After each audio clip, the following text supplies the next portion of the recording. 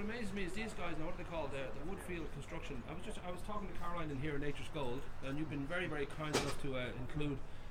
Let your shop be used for the few days, but they're going to have this done by Monday. That's fantastic, isn't it? Apparently they're going to just be the like 4 days or whatever they're going to take. Yes, or 3 days. It'll take a few days, yeah. Now they'll be working all day tomorrow, right? And then it'll be Monday.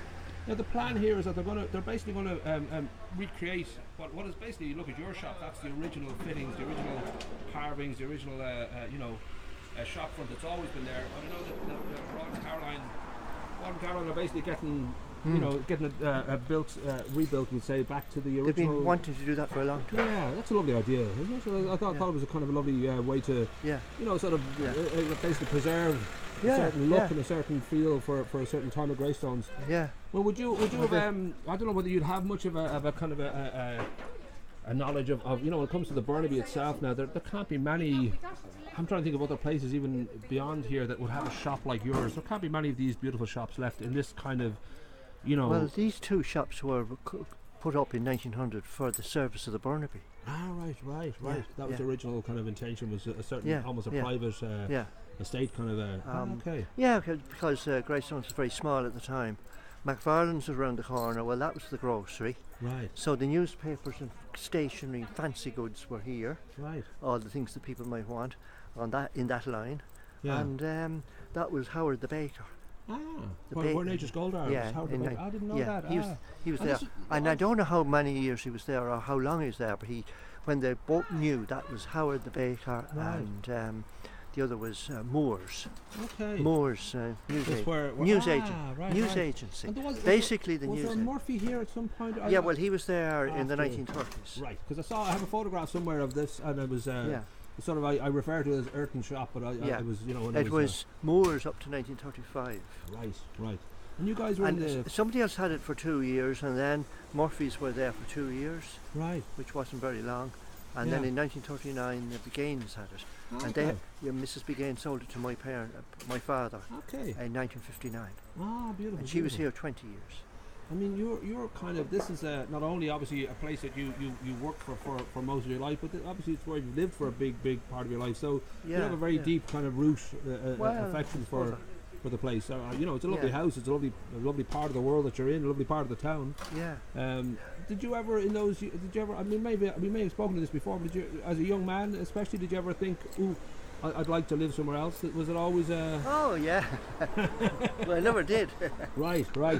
Yeah, there'd be loads of places I'd like to live, but you can only live in one place really.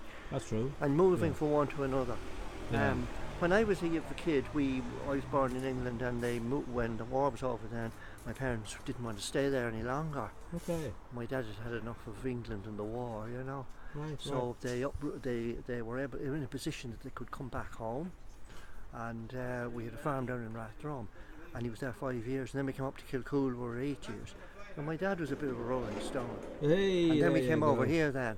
Right. And he'd have gone out of here too, but I said to him, no, we'll stay here. Well, I suppose now you travel a lot, so I'm guessing you had that sort of rolling stone part of you too. I know I haven't, no. But when I think about, you certainly have like a love for travel. You certainly, even recently you're on a cruise, you're still going out and seeing the world. So certainly there's a part of you that loves that. But you've obviously got a base that you've been very connected to for most of your life. So it's the best of both worlds, really. You're able to go out there and see it, and yet you've got a lovely home to come home to as well. That's right.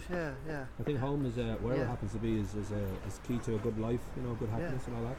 But it's looking great, and fair play to you too now for letting them use your lovely shop as a kind of a stopgap between between the Friday and the Monday. And it'll be gorgeous now when it's all kind of finished. We'll have we must do a few photographs now of your fine self and the guys outside here, because it is an original part of Greystones. Really. They have a fierce amount of stock there, Yeah, well, of course, the turnover of they're a busy place.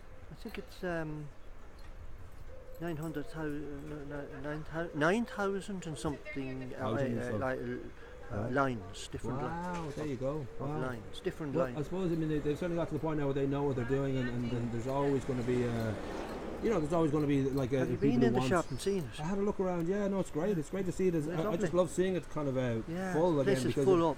Yeah. When you had the flowers in there when you were doing, I always just thought it was just lovely to see it you know, breathing and being a shop and doing all the things, you know, that it always does.